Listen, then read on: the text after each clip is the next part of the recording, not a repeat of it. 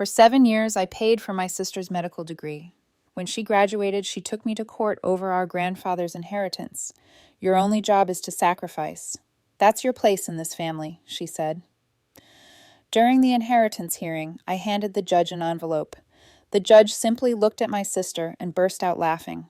My name's Ashley Cole. I'm 33, the oldest kid, and the one who fixes messes nobody wants to admit exist. I work as a private investigator. Skip traces, background checks, insurance fraud, the occasional spouse who isn't working late. I notice small things. I listen for the pauses people hope I miss. In my family, that made me the mop. If something broke, I glued it. If someone cried, I paid. 7 years of that. 7 years paying my sister's tuition, rent, exam fees, scrubs, textbooks with stickers still on the plastic. 7 years telling myself when Nora becomes a doctor, it will all have been worth it. I learned to live lean. Instant noodles, cheap boots, a car that sounded like a drum line. I did side cases for cash. My mother called me resourceful when she needed something and obsessive when I needed a boundary. Dad called it being strong, which in our house always meant being a wallet. The night everything shifted started in my mother's kitchen, fake marble counters, refrigerator humming like a nervous throat. I'd come by with a bag of groceries because she'd texted we could use help with dinner. I was chopping onions when my sister swept in, fresh white coat folded over her arm like it was a cape. Take tomorrow off, Mom said, not looking at me. Nora needs you to drive her downtown. White coat ceremony. I already planned to go, I said. I cleared my afternoon. Nora opened the mail on the counter like she owned the surface of the earth. You'll be on time, right? Don't pull your PI thing where you go ghost. I've never missed. She didn't look up. You miss a lot, Ashley. You just hide it by paying. It stung, but I kept chopping. Onion tears are useful like that. Then my mother added, almost gently, like sliding a knife under a knot. Your only job is to sacrifice. That's your place in this family. I set the knife down. My job. You know what I mean, she said, eyes soft, voice hard. You're good at support, not at being center stage. Let Nora shine. Nora finally looked at me, a small, clinical smile. It's not that complicated. You were made for the background. Something tilted inside me. My hands were steady, but the floor felt slightly wrong, like a photo hung crooked. I wanted to say 100 things. I said nothing. I wiped the board, bagged the onion halves, and told myself, smile tomorrow. Clap for her. Swallow it. She has earned this. Later that same week, Grandpa died, and the group chat lit up like a siren. Nora, we'll do the inheritance hearing after my residency match. Timing matters. Mom, Ashley can file the papers. Me. Okay. That was the first mistake, saying okay. The second was believing I still understood the rules. Grandpa Henry wasn't rich.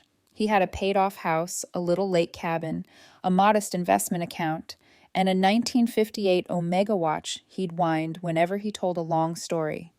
He also had a soft spot for me and a harsh one for lies. He once told me, nobody can fake the sound of an honest no. I didn't get it then. I do now. When I turned 26, I started paying Nora's tuition because our parents couldn't at the time. Dad's back had given out, but his golf swing hadn't.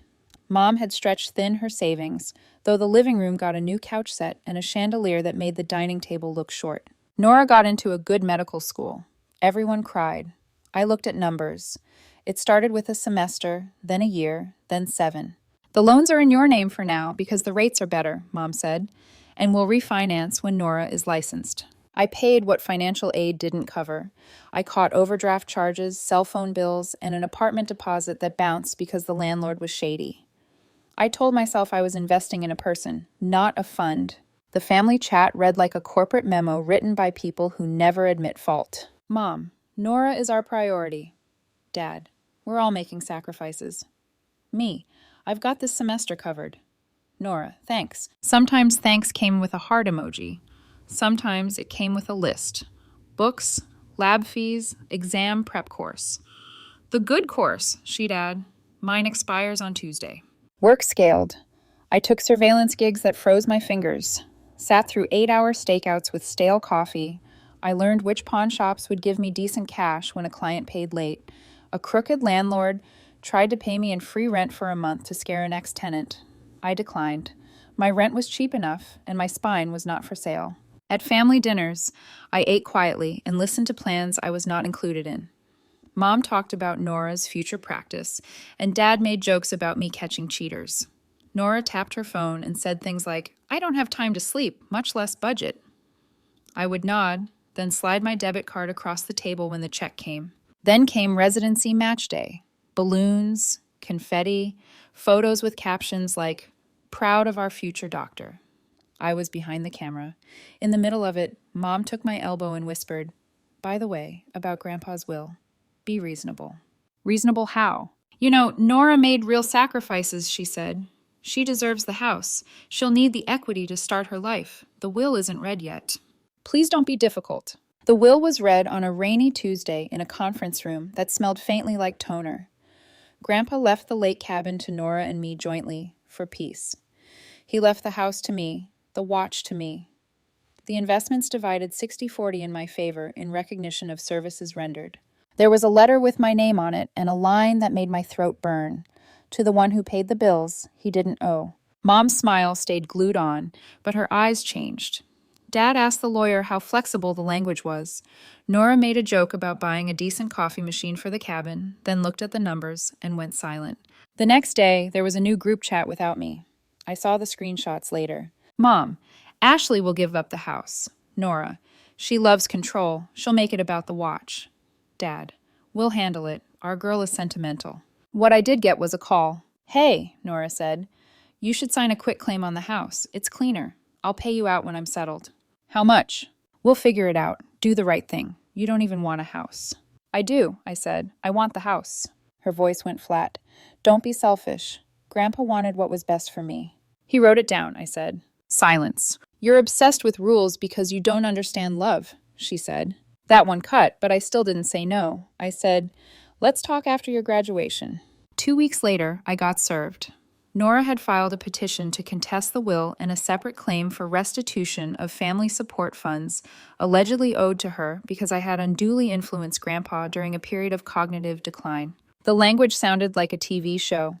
The attached evidence looked familiar. Photos of me leaving Grandpa's house with a folder, screenshots of me texting Grandpa. Can I swing by later with forms? Copies of checks I'd written with tuition in the memo line, recaptioned as proof of control. I called Nora. She picked up on the second ring. Court, she said. You'll be fine, I said. She sighed. Don't be dramatic. It's just the cleanest way. The judge will understand. You can afford a lawyer. This isn't personal. It's entirely personal. She raised her voice for the first time. You don't get to make this harder. Your only job is to sacrifice. That's your place in this family. Click. I stared at my phone, then at the envelope on my desk, the one with 7 years of receipts, bank transfers, loan statements, and one thing she hadn't thought I'd ever keep. I slid the envelope into my safe. I sat down and, for the first time in a long time, I let myself be angry all the way through. The inheritance hearing was set for a Thursday morning. I wore the only suit I own, the one I reserve for funerals, and the rare client who pays in person. In the hallway outside the courtroom, Mom smoothed Nora's hair like she was still 8. Dad told me, "We can settle this like adults." Nora stayed on her phone, then glanced up and said, "Try not to be theatrical." "I'll do my best," I said. Inside, it was benches, a sleepy clock, a judge with half-moon glasses, and the demeanor of someone who has seen every family rip itself apart over a house with peeling paint. Nora's attorney sounded expensive. Mine was a friend, Eva, who knew me back when I was just the girl who could find anyone's locker combination. Nora went first. Her voice was calm, clinical. She framed it as protection. My sister isolated our grandfather in the final year and inserted herself into financial decisions. She conditioned support to gain leverage. She used phrases like undue influence and fiduciary breach. I watched the judge's eyebrows not move at all. Her attorney held up printouts, photos of me at Grandpa's, text logs that made me look like I controlled his schedule. None of it was fake. It just wasn't the whole. Then it was my turn. Ava asked me where my money went for 7 years. To Nora, I said. Why? Because she wanted to be a doctor, and I believed in her. Nora snorted softly. Mom glared at me like I'd insulted God. Eva nodded to me, and I reached into my briefcase and pulled out an envelope. Thick, ugly, rubber-banded like a brick. I walked it to the clerk. Financial records, I said. Every transfer with memos, every rent payment, every exam fee. The judge accepted the exhibit. "And one more thing," I said. I pulled a second envelope, smaller, cream paper, yellowed at the edge. I'd found it in Grandpa's desk the week after he died, tucked under his chessboard. It was addressed to Nora. I had never opened it. I had considered burning it. I handed it to the bailiff. "Your Honor," I said, "this is a letter Grandpa left for my sister. I didn't read it. She should." Nora looked confused for the first time all morning. She took the letter with careful fingers, broke the seal, scanned the page, and froze. Color rose to her cheeks. Eva continued like we'd planned it. "We also submit Exhibit C," she said, sliding a stack of screenshots. "These are messages from Ms. Cole to her friends and our client's mother in which she wrote that keeping tuition in Ashley's name would be safer for me because I can always guilt her if something happens." There was more. She'd also written after the will was read that she intended to scare me with a lawsuit, so I'd give up the house. Nora's attorney objected on foundation. Eva laid the foundation. The judge flipped through, then turned to Nora. "Counsel, do you contest authentication?" He whispered with Nora. "We reserve, Your Honor." "Noted," the judge said dry. I wasn't finished. "Your Honor," I said, "may I read the last line of my grandfather's letter to me briefly?" I held up the page. It says, "Ashley, if anyone ever tells you your job is to sacrifice, tell them no." Nora rolled her eyes. "He wrote things like that all the time. He liked his little aphorisms." The judge looked at her. "Miss Cole, would you like to summarize the letter you just opened?" She folded it once, twice. "It's private." "Understood," he said. "But you filed. This is discovery by any other name." She swallowed. "He wrote that the house should be Ashley's because Ashley doesn't ask for things, and I have been given enough." The room went so quiet I could hear the fluorescent light buzz. Mom whispered, "That's not what he meant." The judge turned to me. "Ms. Cole?" I pulled out my phone. One more piece of context. A video. It was a 30-second clip from my grandfather's kitchen. He's at the table, the watch on his wrist. He looks at the lens, then at Nora, who is off screen. His voice is clear. "Sweetheart, I'm proud of you. When you're a doctor, you'll pay Ashley back every dollar. We'll write it down if it helps you remember." I paused it. "Time-stamped," I said.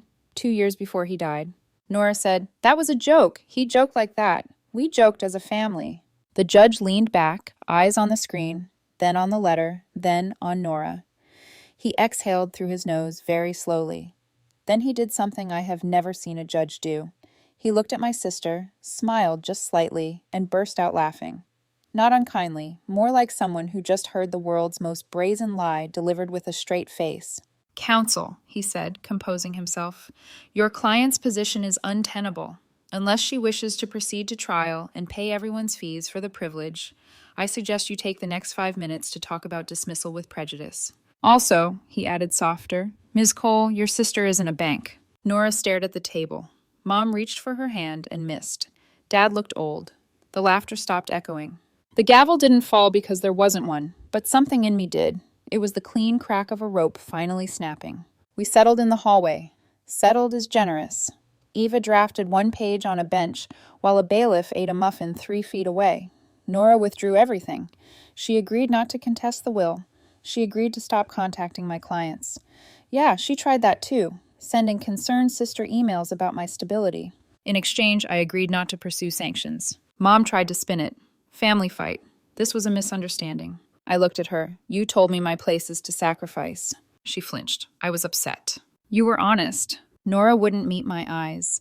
She folded Grandpa's letter so small it looked like a secret you could swallow. "You humiliated me," she said quietly. "You sued me," I said. "That video was the only reason you couldn't lie your way through me like you've done since you were 12. She stiffened. "You think I'm a villain. I'm tired. I worked so hard." "So did I said, but only one of us sent the other a bill for it. We stood there with our baggage claim tickets for a relationship that never arrived. Dad suggested brunch.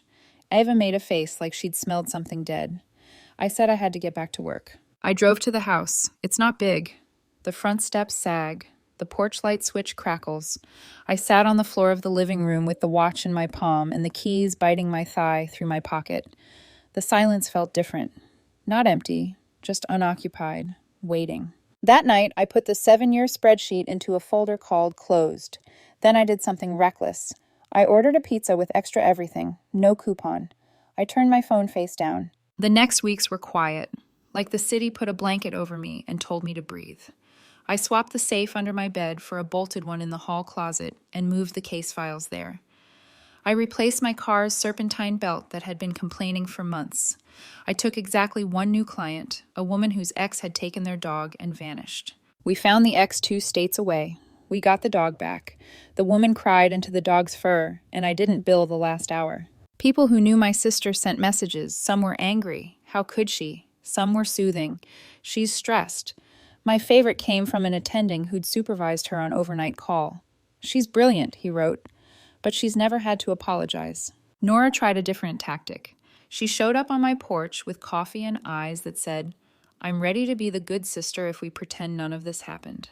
"I'm not doing amnesia," I said through the screen door. "I paid you back," she said, small.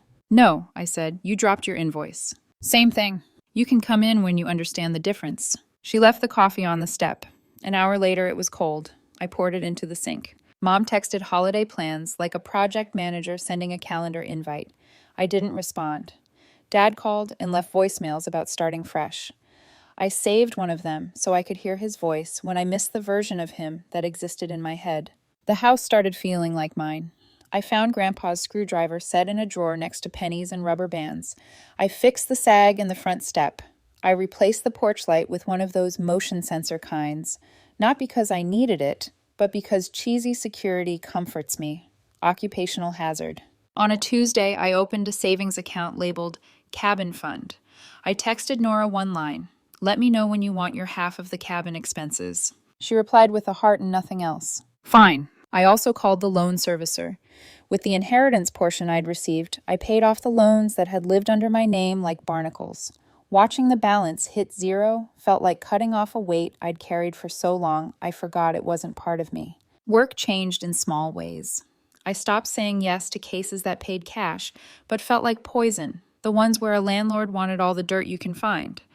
I took more custody runs and a few elder abuse cases.